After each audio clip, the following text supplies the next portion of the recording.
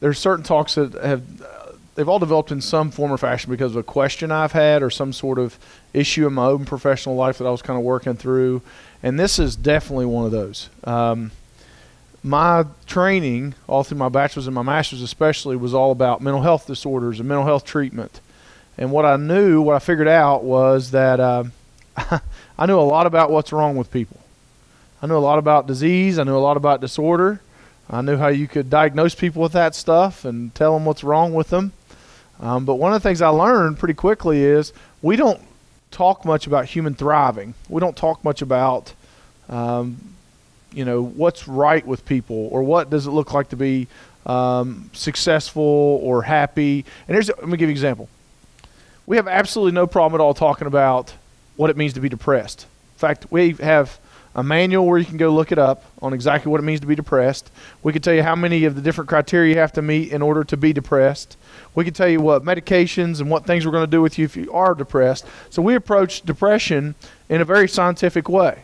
But if I say something like happiness, all of a sudden we're talking about Disney movies. We're not talking, people don't believe there's the same level of, why can't we study happiness with the same level of academic integrity that we can study depression? Well, the interesting thing about that is probably over the last 10, 15 years especially, we've seen a big increase in the study of positive emotion, which could translate into the idea of happiness. And the prevalence of positive emotion, what things you can do in your life that increases the level of positive emotion. Because my argument then is the absence of disease isn't health. So just because you're not sick doesn't mean you're well. You can just, the opposite of sick is just you're living day to day is not necessarily thriving. So what I was really curious in is, what do we know about thriving? What do we know about the difference in people that have a real positive emotion in their state? And is there things that you can do that can intentionally create that in your life? Or is it an accident? Or is it if you're born into the right family or whatever it might be? So the first place I started to study that was with some folks like Sean Acor. If you've ever heard of Sean Acor, Marty Seligman, who I talked about earlier, Marty Seligman was the founder of positive psychology, but also was the gentleman that created or talked the most about learned helplessness. Now, I would like to believe, maybe I'm just trying to make him and I have something in common, but he went so many years studying probably the most, I would say, like, learned helplessness, like I said earlier, is like when you've quit. When psychologically something happens over and over again, you've quit. What's interesting to me is the same guy that discovered that is the same guy that discovered positive psychology, but he discovered it later in his career, which makes me believe that after he studied all this quitting for so long, that he was looking for something else to say, gosh, is there anything else besides humans just get overwhelmed and shut down? Are there other things to study? And that's where positive psychology came from. So this isn't necessarily a Pollyanna thing where we're going to jump and wiggle and tell, happy stories and feel warm feelings in our hearts. Maybe that'll happen, which would be a little bit strange. But I want to talk to you about some different things we can do that increase, and the things that I would say, especially if we're talking about within a home life and an educational setting, how can we infuse positive activities, specific activities, to increase the level of positive emotion? I'll explain to you why that would be so important in just a minute. So the first thing is, this is a chart, and it's a made-up chart. This isn't real data. I actually got this from a presentation of Sean Acor's, and I use this because this is, to me, makes so much sense, and he made the point so well, I just borrow that point, is the idea that if you look at a relationship in research, what you're looking at is how one thing affects another. Again, patterns. Everything research is about patterns, about identifying a pattern, understanding how a pattern works.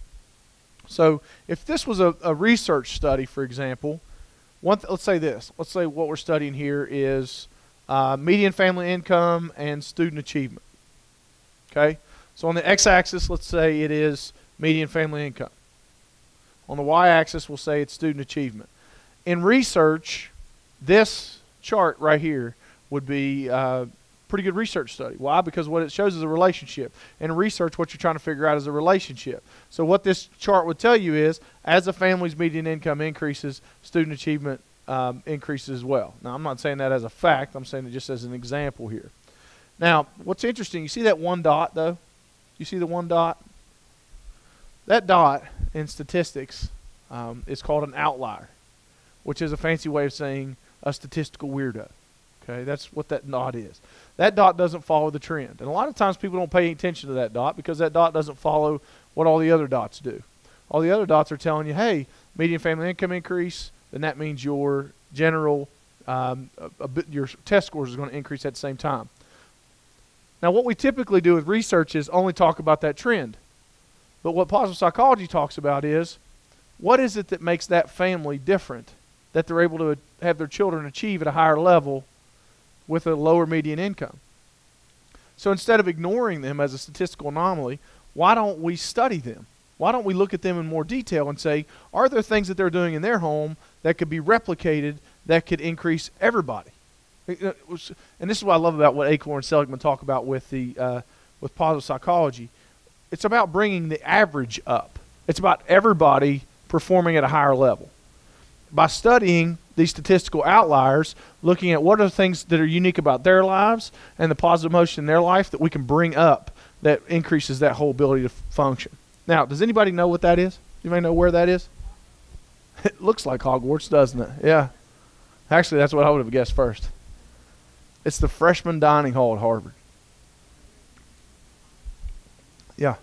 You know, I look at that freshman dining hall. Where do seniors eat? Clouds? I mean, where do you go from there? I don't understand what you do from there. So that's the freshman dining hall at Harvard, which was actually the birthplace of positive psychology. I think that's one of the reasons why it was able to get traction a lot faster, is because when Harvard starts releasing research, people take it a little more seriously in the front end. So when they started releasing this research on the importance of positive psychology and teaching courses on positive psychology, people were like, whoa, well, maybe this is science. Maybe this isn't just pop culture.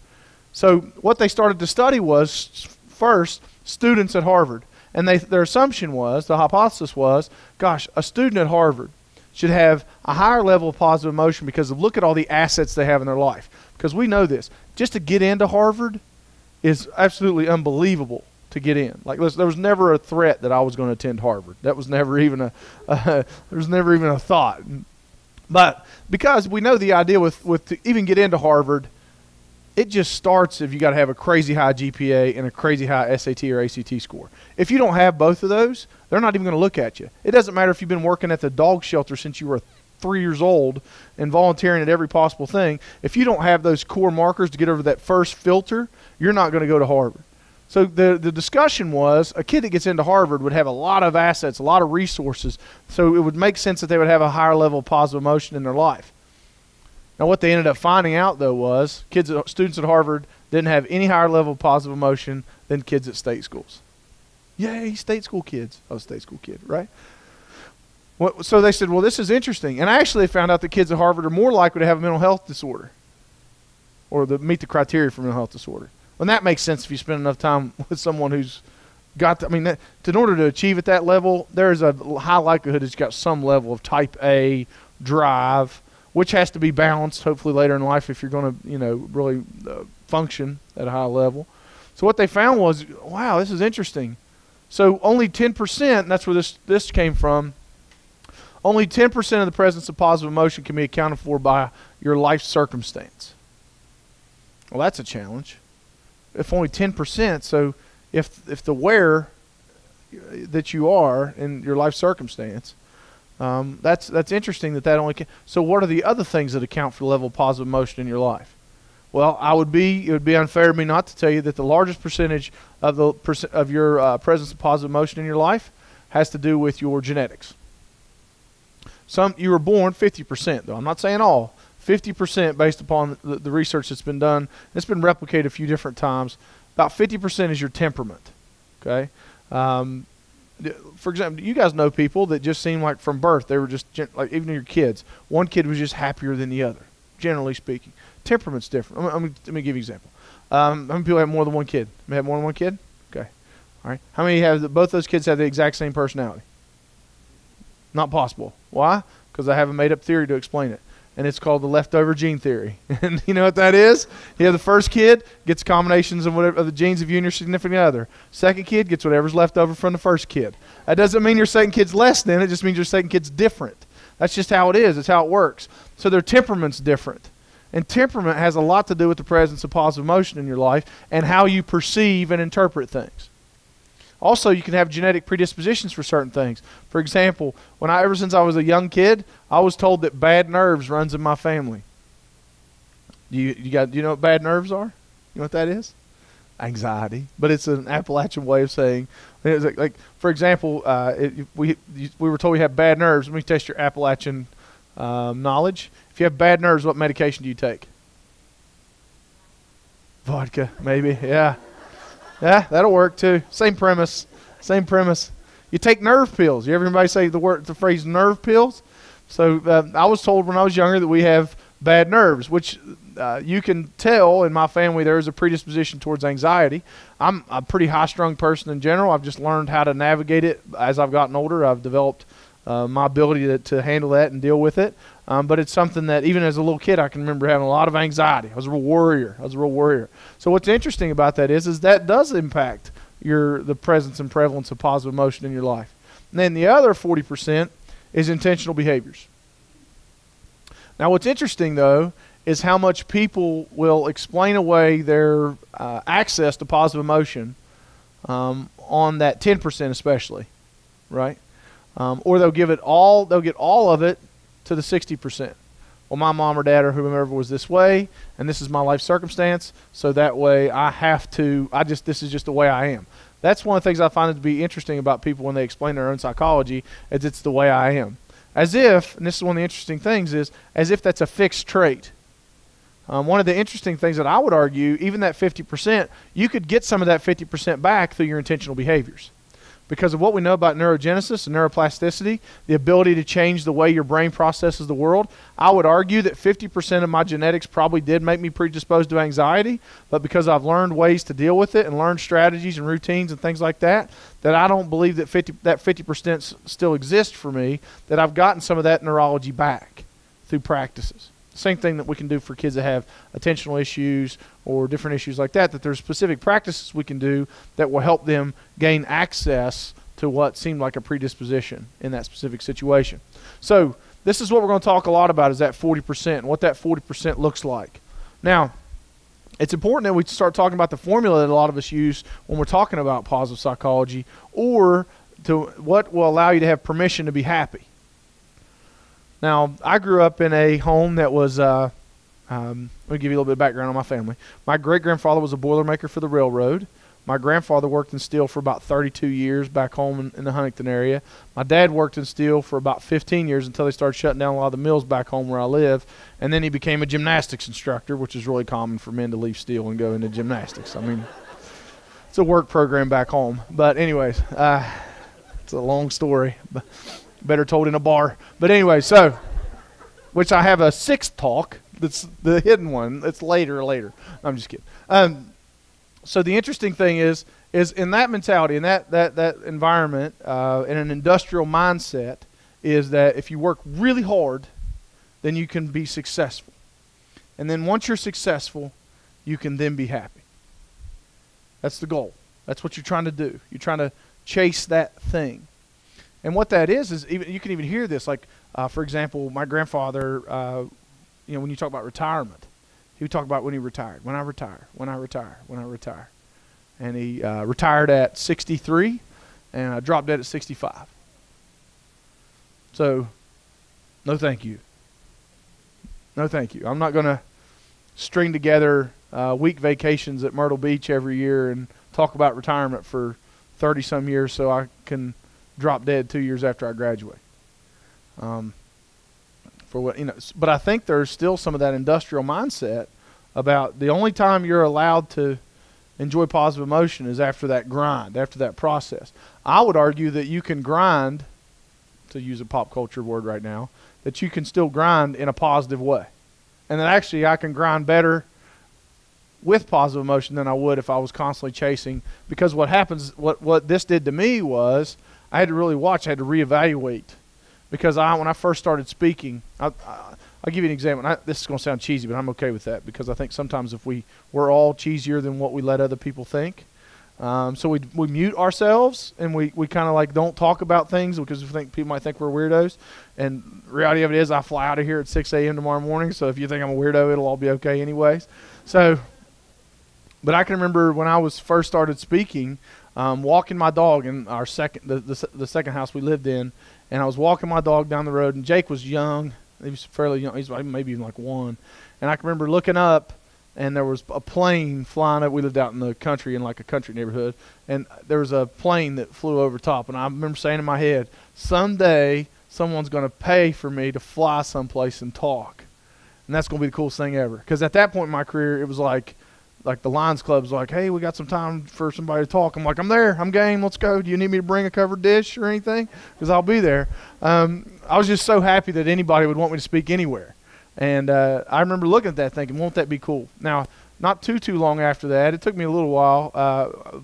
The biggest, I guess, big break, I guess you could say, is the U.S. Department of Education contacted me and said, hey, we're doing our opening in D.C., and we want you to come do the opening for us.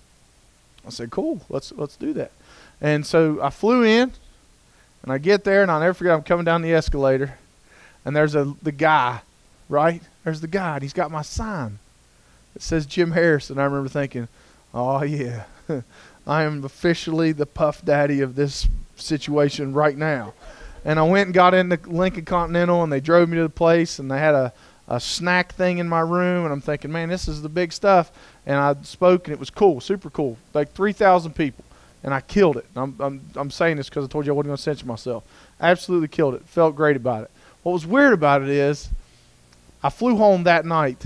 The next day, I was mowing my grass thinking, now what? Like, this is not how the rap video ends, right? I don't understand. My life's supposed to be, like, profoundly different. I'm not, like, stacking gold coins in my kitchen or anything like that. And then what I had to start thinking about was, oh, well, now I've got to speak in front of this many people. And now I've got to do this. And what I noticed was I wouldn't allow myself to enjoy any of what I did because I had to create that next target. And that's the trick with this, is that what happens is you'll keep redefining what success is to the point that you'll never let yourself have any happiness. And I'm bad about that. I'm wired in a certain way that I'm a person who's always kind of what's next. And if I'm not careful, though, I won't allow myself to appreciate what it is what options, and I believe a lot of what you do is create options in your life or better problems in your life. Like I have more options and I have better problems than I had 5 years ago. And I think ultimately I don't allow myself to appreciate my better problems. And I think that's a real challenge. So here's the model that the positive psychology movement has really talked about is if we can increase the prevalence of positive emotion in your life, we can actually give you more energy to work harder, and then you'll achieve more. Now that sounds kind of strange, but this is built off the idea, especially of, energy doesn't disappear, right? It can't disappear. It only transfers forms. So if we can find ways to increase positive emotion, which then increases your emotional state, which increases your energy, then you have more energy to commit to your work. And if you commit more energy to your work, you're going to have better outcomes. So I'm going to prove this to you briefly. Just if you've seen this video, you're going to see it again. Sorry. And if you've seen it before, you probably don't mind to see it again. I think we all need a pep talk.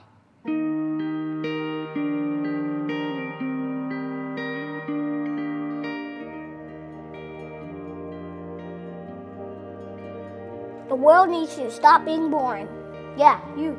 Boring is easy. Everybody can be boring, but you're gooder than that. Life is not a game, people. Life isn't a cereal either. Well, it is a cereal. And if life is a game, aren't we on the same team? I mean, really, right? I'm on your team, be on my team. This is life, people. You got air coming through your nose.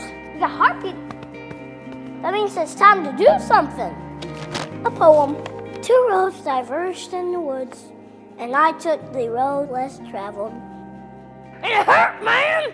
Really bad. Rocks, thorns, and glass. My parts broke. Wah! Not cool, Robert Frost.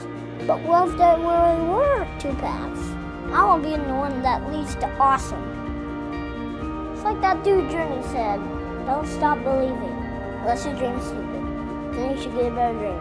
I think that's how it goes. Get a better dream and keep going. Keep going, and keep going. Will Michael Jordan have quit? Well, he did quit. No, he retired. Yeah, that's he retired.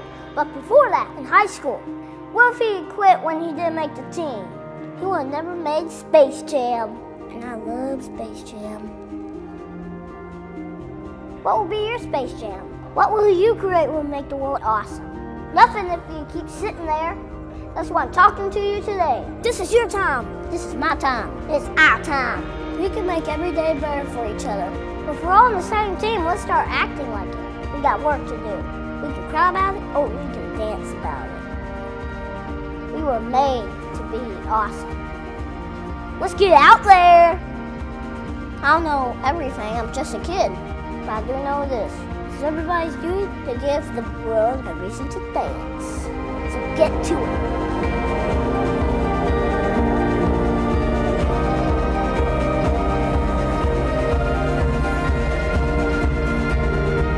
You've just been pep talked. Create something that will make the world awesome. Play ball. All right, now stop real quick. I'm going to show you something. How you feel? Anybody feel anything after you watch something like that? You feel like a little up, a little lifted? If you don't, then don't raise your hand because everybody already knows who you are. So, sorry, that's just the way it works. What happens is you watch something like that, okay, and what happens is that energy, that positive emotion that comes from that, what you get from that, if the argument would be that if energy doesn't disappear but it only transfers forms, if you found ways to increase your positive emotion through outside input, that should increase your natural energy level, which then will make you able to work harder, longer, and be more effective. Do you see where this isn't like just a bunch of pseudoscience stuff? This is why when people talk about like motivational things, this is why if you create a steady diet, which I'll talk about emotional diet in just a minute, if you create a steady diet of things that fill your tank, is what the word I'm going to use, or the phrase I'm going to use, fill your tank, then you increase the amount of energy and resources you have that'll help you be effective. And what happens is, people were just talking about this on the way to lunch, what happens is people let their environment dictate what they take in. And this is something I had to really, this is a real shift that I had in my own professional career, which was I have to purposely create things for me to take in on a regular basis in order for me to maintain the level of energy I need to do the work that I do. That means I have to spend money and time on things that increase my level of positive emotion because I need that level of positive emotion in order to be effective. Because if I let the environment dictate what I take in, most of what we get from things like the news, Facebook, Twitter, all that stuff, right, besides the kitten videos, right, there's not as much, if you look at percentage, a lot of that is negativity, political conflict, awful news stories. And I don't want you to be Pollyanna and ignore the fact that those things exist, but if that's all you're taking in, and if you are what you eat, then your psychological state can't help but be depressed and pessimistic and those kinds of things. But too often people act like they don't have any control over that that's just what happens to them. As opposed to saying, you know what, there are but I have to choose to take other things in my psychology in order to increase my level to be effective in my work. So, and I'm not going to spend a lot of time on these things. If you're a slide counter, I'm going to upset you on this. And I'm just going to tell you right now because I'm going to skip some slides and you're going to get all emotional and it'll be okay. I'll be happy to send you the slides later and you can call me and I'll talk you through them. But anyways, so one of the interesting things, I do want to mention a couple of these things. One thing, is it possible to be happy and realistic at the same time? Is it possible to be both of those? Yeah. Yeah. Sometimes people confuse the fact that in order to have positive emotion, you have to be naive. That's kind of the thing I talked about earlier about people being burnt out and quitting. And what they do is they try to get other people who haven't quit yet to quit because it makes them feel better. Because if I've quit on if I think my work if I can be effective in my work, then people that believe that their work can still be effective, those people actually make me feel bad because they haven't quit yet. So I think that's one of those things that you find it is possible. Another interesting thing we start looking at, can you be happy even after bad things happen? The research that oftentimes is talked about with this is when you look at lottery winners and people that have become paralyzed. And what they found is even lottery winners, they will have an initial bump in positive emotion in their life, but typically they will return back to their typical set point. And some of them, it'll even create more problems for them. But the other side of it is even someone who's been paralyzed, what they've noticed is, and amputees is another group that they've studied, is typically what they will do is they will have a period of depression, but will return back to within a range of their level of their standard emotion. So what happens is these circumstances, again, we believe commonly have too much authority on what they are. Now, I'm going to skip a couple of these. One of the things I do think is interesting is Seligman talks a lot about don't confuse different types of positive emotion and think they're all judged the same. So when we talk about this, the first one we was talking about pleasurable positive emotion. What is that? That's chocolate cake, right? That's pleasure. That's something that's a sensation you get from a stimulus that's a positive, pleasurable emotion. Second one is engagement. This is like if you have something that you do that gives you positive emotion that you're engaged. Like for example, gardening would be an example of an engaging activity that increases your positive emotion. Not necessarily does it may not add value to your community, it may not add value to your family in a larger sense, but it's something that is engaging for you that gives you some semblance of positive emotion. The last one is something meaningful. And what that means is the activity itself increases your positive emotion and adds value to people in your environment. So one of the things you have to watch is people stringing together, the most common thing, an adaptive thing, is to try to string together pleasurable experiences. So I buy a new car, which gives me a spike in pleasurable emotion. But then my pleasurable emotion starts to dip down, so now I got to find, I'm going to go buy the new iPad, all right? And then my pleasure emotion. So what people end up trying to do is string together pleasurable experiences in order to maintain a level of positive emotion in their life. And if you're not careful too, whether it be through substance issues or dietary issues, what can also happen is people can string together these pleasurable things, but the consequences of the pleasurable things start to ruin their overall quality of life.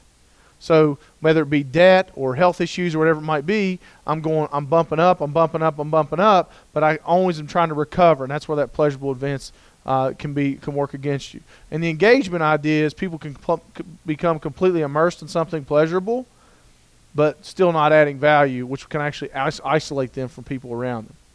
And of course, the best thing would be is do you have something that is enjoyable for you, engaging for you, and adds value to your community. That's the ideal highest level.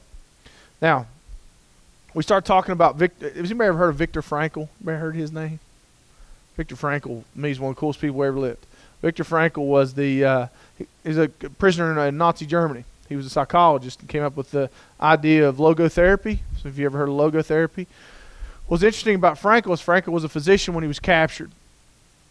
And most of his family were killed.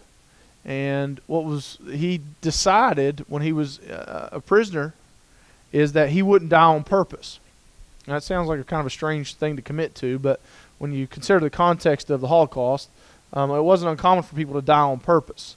And what that meant was, you may run for a gun line on purpose to get shot, or grab an electric fence in order to get electrocuted, or some people would just stop eating and just lose the will to live, and then would just die. That happens. For example, I'm gonna give you an example. For example, if you ever seen someone that like they've been married to somebody for like 50-some years and one spouse dies, and then like 2 days later the other spouse dies, and there's not really a physiological reason that would explain that, but it's that lack of a will to live at that point. So what Frankl decided was he was going to survive if that would be the case for him, and what he would do is he would study what he saw as a part of being a prisoner of these camps. And then because he believed that you see the best and the worst of mankind in the worst of circumstances, which is actually true. That you look at some of the worst parts of history, where we get our great people in history, we get our great people from history from some of the worst times in our history. For example, Lincoln's Lincoln because of the Civil War. Martin Luther King Jr. is Martin Luther King Jr. because of the Civil Rights Movement. Churchill's Churchill because of World War II. If it wasn't for those times, that difficult time, we wouldn't have context to identify great people. And that's what Frankl was talking about was in these if we study these awful circumstances, then we might learn a little bit about ourselves along the way and learn about the trends and what we know and learn and behave. And then his commitment was once he learns these things, he's going to travel the world and talk about them and teach people about what he observed and how that works. Now, usually don't show. I want to show a quick video. I know we don't show that many videos, but I'm going to show you a quick video of him talking about his basic conclusion. Now, this is an old video. It's a little bit grainy, and he's got a strong accent. But I think it's worth hearing from somebody, because you talk about street credit. Who's got more street credit than the guy that was a prisoner in the Holocaust? When we talk about human functioning, who was a physician before he was captured. Who's got more street credit than this? So I want to show you this real fast. They wish to make a lot of money. In Europe, every American student, even more every American adult, is regarded as someone who is just out to make a lot of money. Really, 16% of these students regarded their main goal and concern in life to make a lot of money. I'm quoting literally, make a lot of money. And you know what the top class, the top category, we say category, what do you say? Category was among, you excuse me, but I know I am speaking a marvelous accent without the slightest English. Now,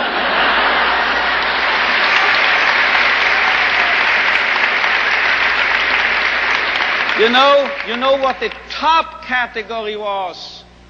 78% of these American youngsters were concerned, as they expressed it themselves, with finding a meaning and purpose in their lives. So this is a realistic view on man. And you know, you won't believe it, gray hair, my age, I started taking flying lessons recently. Do you know what my flying instructor told me? If you are starting here, wish to get here, say east, heading for this, and you have a crosswind, you will drift and you will land here. So you have to do what we pilots call crabbing, he told me, C-R-A-B, crabbing. You have to head for north of this airfield, and you have to fly that way, you see, as if you headed in this direction. If you are heading here above this airfield, then you will actually land here. But if you head for here, you are landing here. This holds also for man, I would say. If we take man as he really is, we make him worse. But if we overestimate him,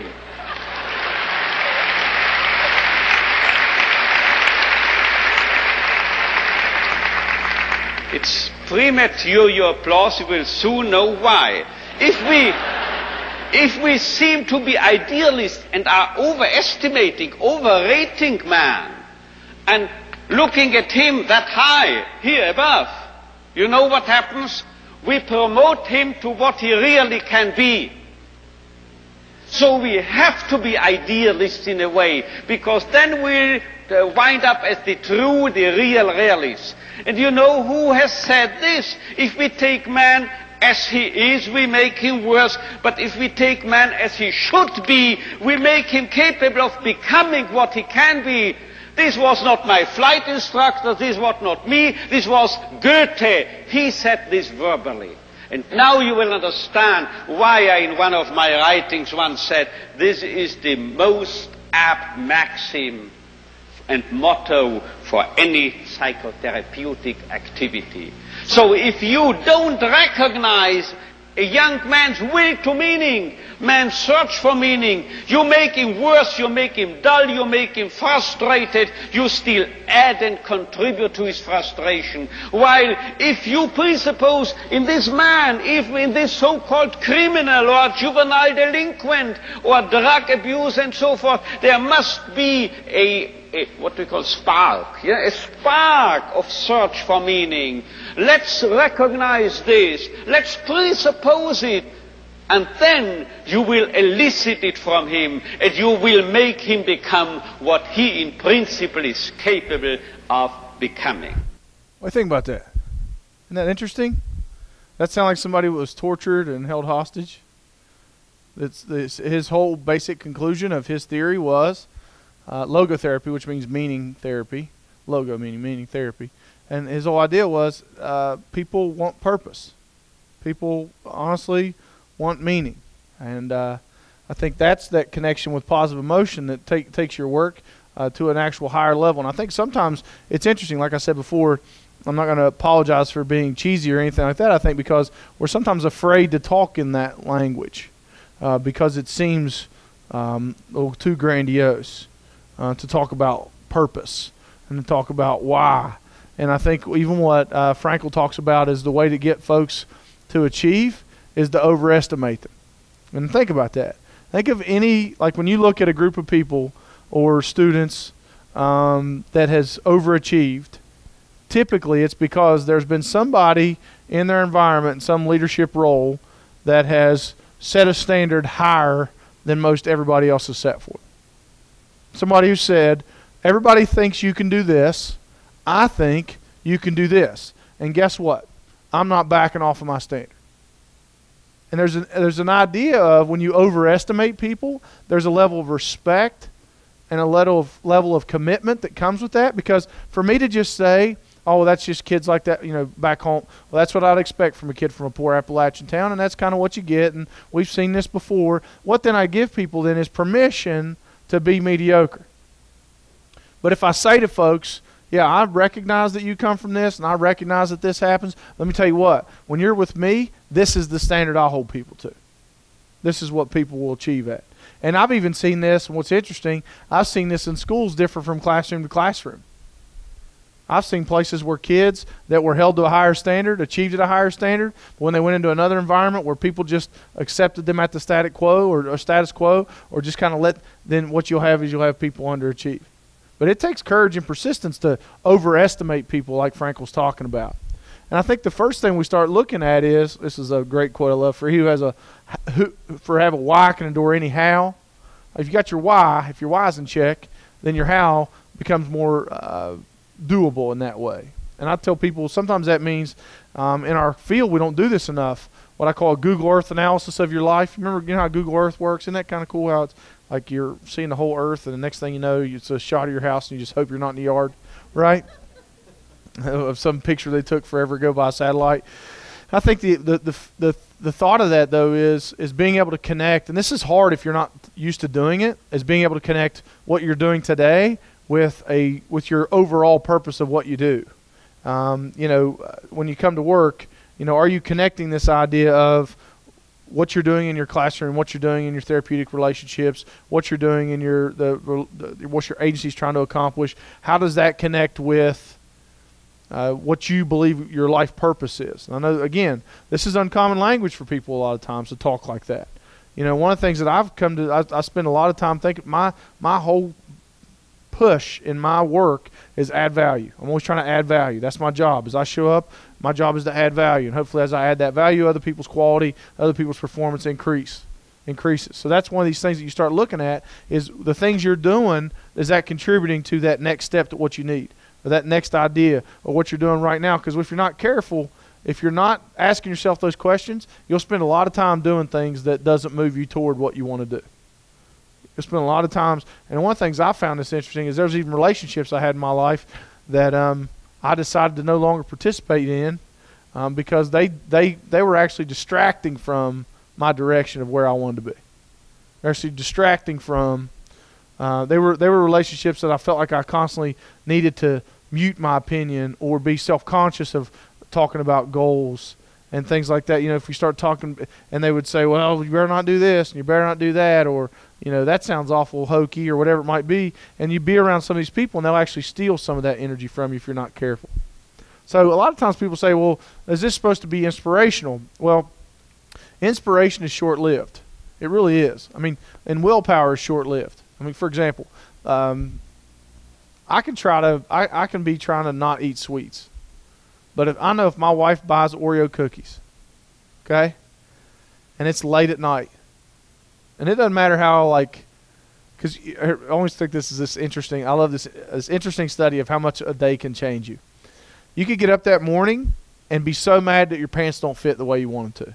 don't know if anybody else has ever had that job, ever had that experience, where like your pants are like not quite where you want them to be, and you're like mad, and you're like, that's it, I'm changing my life. I'm going to eat celery the rest of my life, and I'm going to drink juice shakes, right? That's all I'm going to do. I'm changing my life. I can't stand how this feels. It's uncomfortable, whatever it might be, right? It's amazing how much difference a day can make.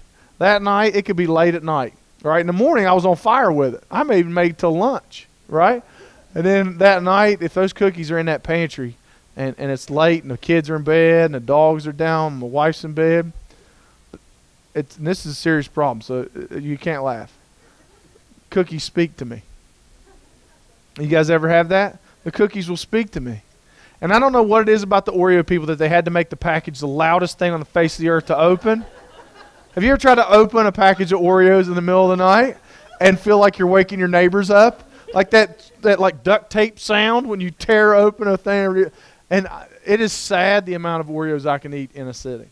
And then you know when you've made some huge life fail is when you're hiding the package in the garbage, right? Because when your kids get up the next morning, if they see the package on top of the garbage, what do they say?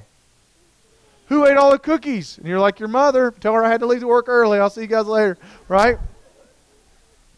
So one of the big things is it's more than willpower. It's more than inspiration. It's about setting up an environment from the relationships you have to the amount of information that you receive that supports the idea of the mentality and the level of positive emotion that you're trying to create. So it's not going to be just a thing that changes and switches. And I believe that inspiration, or the energy that you get, is a combination of two basic facts. Purpose, which is you've gotten a better idea of what your why is. You've gotten a better idea of why you do what you do. If you don't have that, I mean, to me, I can't imagine. Then you're just basically kind of a robot, just kind of making the day, each day kind of go. But the purpose of why you do what you do, and the other side is the faith that what you do is going to what your purpose is. Now, notice I don't use the word hope in here. And I stole this from Jim Carrey because I thought it was a real powerful statement. And he calls hope a beggar, which I think that's true. Hope is something where it's like, man, I hope it goes better. Well, I hope my life improves. Faith is, and I'm not trying to be spiritual with you, I'm just trying to, faith is it's going to work. So if you have purpose plus it's going to work, that's where your energy comes from. And the only thing, what I've learned is I'm always redefining my why, and I'm always getting better at what I do to get there. I'm always reading. I'm always learning to know. And I would think that, say for example, if I'm a teacher, one of the things that would be is, why am I doing it? Because I really care about kids, and I think that education is a way for kids to get access to a better quality of life. And the faith is I study teaching at such a high level that I'm always on the front edge of what works. And then that creates your energy in that specific way.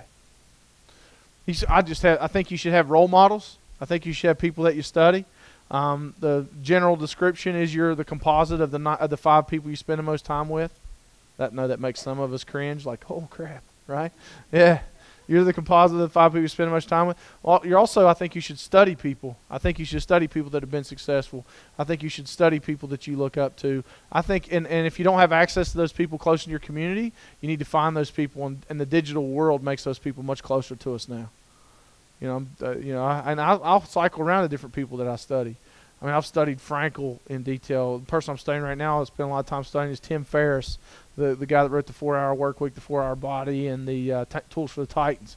I mean, you study these people, and what you do is you borrow their expertise, you borrow their experiences, and you borrow their enthusiasm and how that works. Because I talked about stress a fair amount during the trauma talk, I'm not going to talk a lot about stress right now, but what I do want to mention is that stress is kind of that other side of positive emotion. It's that thing that buries us. It's that thing that eventually says to you, gosh, it distracts us. It gets to that reason why you can't do what you do. And one of the things that I would tell you about is, I'm going to show you the slide that's going to fix the whole, or give you an idea of what the idea for stress is. Now, I'm going to give you 2 examples. One has a more religious bend, and again, I'm not trying to be spiritual, I'm just trying to give you an example. Your first step in handling stress better is quit referring to it as a big, hairy booger monster, right? It's not. Defining what it is. Control the controllables. When I was doing therapy, one of the things I used to tell folks is, first thing we're going to do is we're going to make this big chart, and we're going to talk about what things you can and what things you can't control. Because the first thing the other side of this is called control the controllables. Don't just tell me you're stressed. Because what that does is put this big Linus cloud over you and allows you to say there's nothing you can do about it. But when we start talking about what things you can and can't control, now we're going to start dissecting what things you have control over, and we're going to start action planning about what you're going to do to deal with those things that you call your stress, right? And on the other side of it, we're going to get really good, and this is one of the challenges for a lot of people, letting go of the things you don't have control over. You know, one of the things you start to notice is, how much time do I spend thinking about things I can't influence? How much time do I spend thinking about things that I don't have the actual control over the outcomes? And I think that's one of those, that's a tough thing sometimes to get our heads around, but a lot of the stress idea is we view stress as this like creepy, crawly, cloudy monster, when this first, the way that you handle stress is really refining your ability to identify what things you have control over, and then moving into action planning what you're going to do about controlling those things. I know that makes it sound super simple, and it's not super simple, but it is something like, for example, let's say you had something like, if you have your parents who are elderly and they're ill, well, obviously that's something that's very stressful for you. So you start to look at, all right, what are the things that I have control over in this situation, and how can I maximize my control over those things? What are the things I don't have control over, and how can I really work hard on making sure that I'm not spending a lot of time thinking about things I don't have control over? I think that's, right now, and I'm not going to go any deep into this at all because I'm not an idiot, politically, there's a lot of political unrest on both sides right now. And it's amazed me how much time people spend thinking about things they don't have any control over, while they could be more effective in their immediate world. Whatever side someone's on, it's like, they're going to spend, I was at an IEP meeting the other day, and they spent 30 minutes of an IEP meeting talking about politics. When the reason why we were there was to talk about what we're going to do to help this kid learn.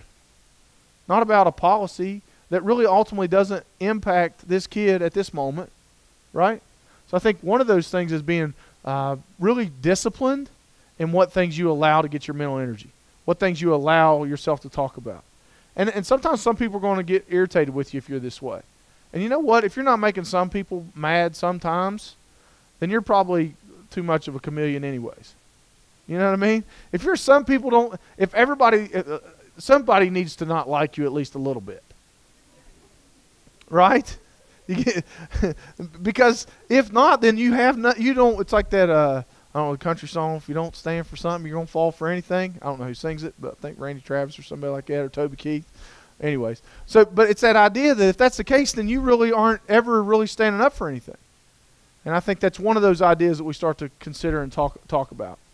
This is an interesting idea, is that this is just 300 to 400 hours of backlog projects at your home and office. You know why I show you this? Is to show you you'll never be done. There's not going to be this day when you put your feet up on your desk and go, boom, finished my life. I'm good at things. I think I'm going to go play backgammon or whatever. So there isn't a point where you're done. Don't expect done. Done is not an option. At least if you're being, and this is one of the things I just read this in Motivation Manifesto the other day, and what it talked about was struggle equals progress. So if you don't have struggle in your life, then you should be concerned because you're not progressing. And I thought about that, and that's important to consider, that if you don't have some struggle or some difficulty in saying, then you're not progressing. Because I always think of this as the metaphor I always consider is how easy it is to pick your feet up in the water and let the current just roll with you. But the creepy thing about that is with you, when you do that, when you pick your feet up and let the current take you, I don't know, it always freaks me. I'm freaked out by the ocean a little bit, right? Then you could be a mile and a half down from where you're supposed to be, and you didn't have to work at all. You know, because that current will just take you wherever it wants it. Doesn't mean that's where you want to be. It just means it's where you want to be. And it's amazing to me how many people, though, that will lift their feet and coast over and then be surprised and upset about how they ended up 3 miles down the road. Because the only way you're able to progress in the way you want to progress is if you have that active ability. All right. I'm going to show you. I'm going to start here. So here's the things that the positive psychology stuff has shown. You infuse these things in your life. These are the things that the evidence has shown will increase the level of positive emotion in your life. First, meditation. People go, oh, crap, here we go, about to get granola up in here. No. Listen, I'm fortunate enough that I have a sister who we call our family granola. Love her to death. I seriously do. My sister is a fantastic person. My sister is one of these, like, she studied in India for a little while. She's a yoga instructor. She only eats, like, low-stress wheatgrass. I mean, it's like all this stuff. I mean, she's super knowledgeable, super bright, and she's really pushed me because I was kind of the I wouldn't say it's fair to say that I was just a jock. I did okay academically, but that was kind of my world, as I lifted weights and I played football and so on and so forth. But she was kind of in an altar culture in a way. And one of the things that she's been so helpful to me is to expose me to things that I wouldn't have been exposed to otherwise. One of those things is meditation. Now you would say, look at me, I probably can't even sit Indian style, right? I can't actually. That's why when I meditate, I lay down. Meditation is one of those things, if you haven't tried it, it's not as tricky as it sounds. Because really what meditation is intentionally trying to focus your mind on your breath or whatever it might be. Because for me, what I need, my brain, in case you can't tell, I have a busy mind. And it's a scary place to be alone. It really is. So sometimes I need a break, and sometimes I need to recalibrate the way my brain works. And meditation is something that I found that really helps me get myself a little bit centered. Now, I'm not one of these people that can just get a few pillows and a candle and sit there for 30 minutes. Because the whole time I'm sitting there, if I don't have something to tell me, I'm like, I wonder how long I've been sitting here. I wonder what's going on. I think I hear a noise. Squirrel. You know, that whole thing happens. My brain is so crazy. So what I need something that tells me when to start, and it plays music in the middle, and it tells me when I'm done. And I got this little guy, and he does that whole thing for me. And if I get 10 minutes a day, I can function better. 10 minutes, that's all I need is 10 minutes a day. I'm actually experimenting with an app right now. It's called Headspace, which is actually a really neat app that I really like because it's got a neat little guy with a British accent that tells you what to do, and that just seems to be more comforting for some reason. And I think that's one of those things, and what it does is it makes you have that prefrontal focus, which a lot of us are so distractible because our environment is constantly pulling our attention, dings, whistles, and buzzes that tells us what to think and when to think and how to think it and what we should answer, that we're at the mercy of the watches and the phones and that kind of thing. It makes your brain have to become more disciplined. What I've noticed is I can think more creatively and I can focus longer when I have meditation. Exercise, problem with exercise is everybody thinks that you have to exercise at like this crazy high level. Like if I'm not doing muscle ups and throwing up and pulling hamstrings, I'm not working out enough, right? The concept is really you just want to get your blood moving. The goal is, they call it the hazmat team and the wait staff. What that means is get your heart rate up enough to try to flush out some of those stress hormones and try to get some of the good stuff delivered. That can be as simple as if you take stairs here and there, if you walk a little longer than you would. It's not about being on the cover of Muscle and Fitness. It's about really getting your body to move blood and to get those stress hormones out of there. And I think too often we think exercise means weight loss and looking good in our jeans, not health as in clarity and our mental focus. Exercising a signature strength. This is one of those things where they've shown if you can find something that you enjoy and that you're actually good at, and you can find ways to do that on a day-to-day basis, ideally if those things benefit other people, automatic increase in your positive emotion.